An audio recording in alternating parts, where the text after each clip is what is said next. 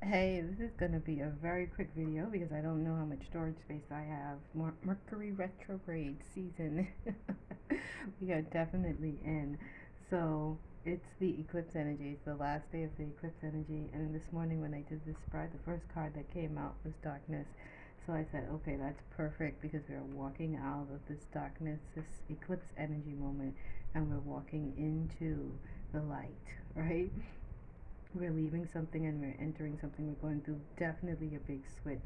The eclipse energy and the full moon in Scorpio revealing a lot of truths, going into the depths of ourselves and the shadows and the density, and really using that to create something new. What keeps on coming up around me is this new meaning and this new understanding of truly what that darkness is, and what the void energy is, and what the womb energy is, and what the eclipse energy is, and what the portal energy is. It's this energy of darkness that allows us to create the new thing and bring forth the new thing. And sometimes we have to truly go into the depths of ourselves, the darkness, the density, the shadows, in order to bring forth that light. And remember, darkness holds all of that light that we have within us. So we really have to not be afraid to walk through that valley and that shadow and come into the spiritual journey, come into the shifts, be in alignment with the shifts, do not resist them, and also to use prayer. I don't know if I have enough time to read the cards, and maybe that's just the message of the moment, to keep it short and sweet. So darkness, as we move out of this dark eclipse energy, we've had a lot of rain, we have a lot of water. That's cleansing, that's purification, that's also wisdom. So stepping into the wisdom that we get when we go into the spiritual journey. And the spiritual journey is our lives. We are spirit. We are spirit in a physical body. So our spiritual journey is truly connecting with the spirit of ourselves. Also the spirits around us, the universe, the nature, right? The consciousness, the energies within us and around us, beyond the physicality, but using our physical space, because our bodies are the temples. So using our physical spaces to connect with what's more in within us. And here's the darkness, but when we meditate and have these moments of stillness, we're truly tapping into the light within us. But we have to go into that darkness. We have to close our eyes. We have to be still. We have to silence ourselves, right? To bring forth this light. So the spiritual journey of our lives, our day-to-day lives, and remember to ground ourselves and enrich ourselves with nature, with what's above us, the celestials, the sun, the moon, the earth, the trees, the leaves, all of that, and bringing that forth and creating. This is a symbol of creation, right? That bringing all of that forth in the nine, that nine element, the nine holding it all, right? And then allowing ourselves to connect with our higher selves, right? Which is truly within us and us. And then we go into the shift, because we're in this big moment of all of these shifts and changes and revelations and releasing and letting go. So being able again in this moment of shifting, knowing that, hey, all is well. I can get through this moment, to ground ourselves in nature, in the water, to be replenished, to be refreshed, to be renewed, and to go with the flow. Like the water moves, it's not stagnant. That's part of its power, to keep on moving, to be in union with the earth. The wind doesn't fight by direction. You don't see the wind going left and then right. Well, some days you do, right? Actually, some days you do. But the wind is completely in agreement with the direction it's going in. The water is in complete agreement with the direction it's going to. The wind and the water are not fighting, or the water is not fighting with the wind, right? And then we have the beautiful sun and the earth, and everything is there, and everything is here for us to hold on to, as well as for us to shift with. And knowing that we have all of these beautiful elements that we can truly tap into while we are going through this shift, to truly empower us, and for us to truly feel safe and grounded and be enlightened and illuminated. Because when we go into the earth, we raise our frequency because of the frequency of the earth, as well as we connect ourselves with nature, the plants, with the oxygen, with the air, and allowing ourselves to really recycle that breath, to be renewed by the inhale, and to be rejuvenated by the exhale, or both, or vice versa, right? That renewal and rejuvenation, that ebb and that flow of the tide coming in and coming out. The breath is just like that. The breath is the ocean of our body, right? So we breathe in, we receive, and we let out on the exhale, just like the ocean, the high tide and the low tide, the ebb and the flow. And then we go into prayer again, that stillness.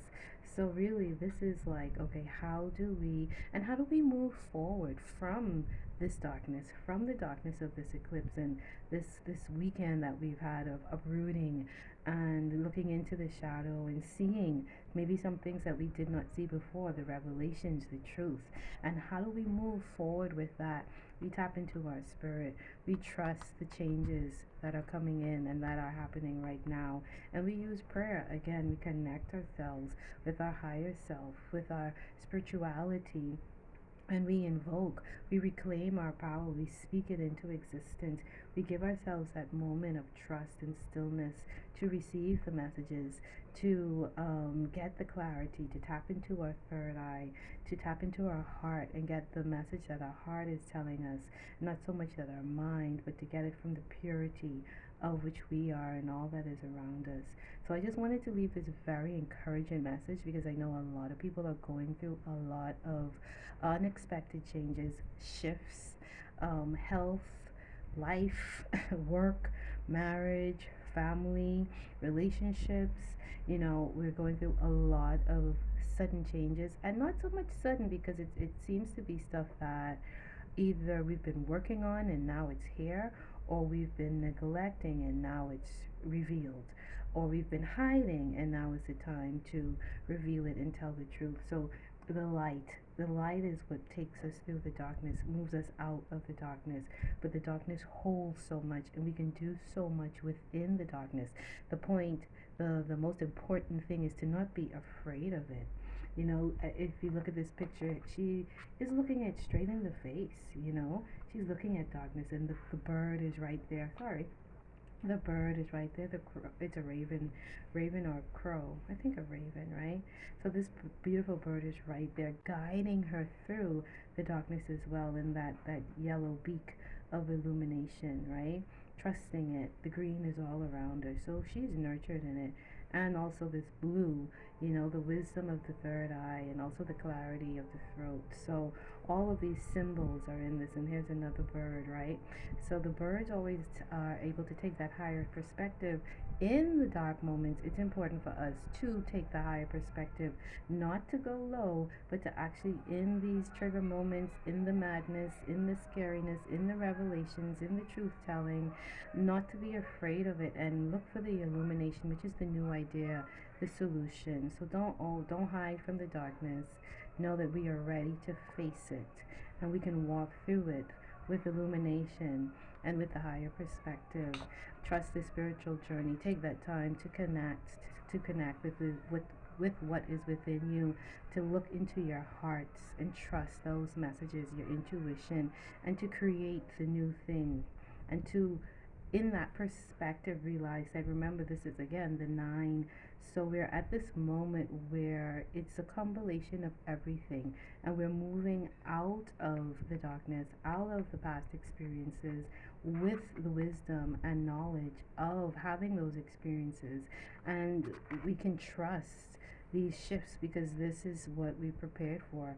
This is the moment that we've asked for. This is what we've been manifesting, because everything that happens in your life is a result of the manifested, the good and the bad, the seen and the unseen. Every moment shows you what you have now manifested for yourself. So again, if you don't like it, then you also know, hey, I could do something to change this. If you like it, keep on doing what you're doing, and trust that prayer. Trust those moments of prayer. Remember to ask for what you want. Ask and you shall receive. Prayer, invocation, commanding, saying yes, saying no, using that throat chakra. This is the color of magenta that represents the divine masculine and the divine feminine. So having both of our energies in balance and being whole, and also the purple again, you see the halo of illumination, right? So when we're in this moment of prayer and stillness, knowing that we are whole and connected, everything above us, everything below us, we're one. We're no longer separated. And in these moments of prayer and meditation and invocation, again, the basis of the spiritual journey of reaching in and tapping into our higher self and tapping into everything that is around us, we can trust the shifts. We can trust the dark moments. We can know that our life is on a spiritual journey. And these are the beautiful tools that we can use as we continue to walk through this time. We are in the season of change, in the season of shifts. So in the dark moments, trust it. Don't run from it. Face it. Continue along your spiritual journeys. Know that what is happening to you is something spiritual. It is a part of your spiritual journey. Don't separate it. Go with the flow with your shifts. And don't forget to use the power of prayer, invocation, and speaking everything that you want, require, desire into existence. Have a beautiful day.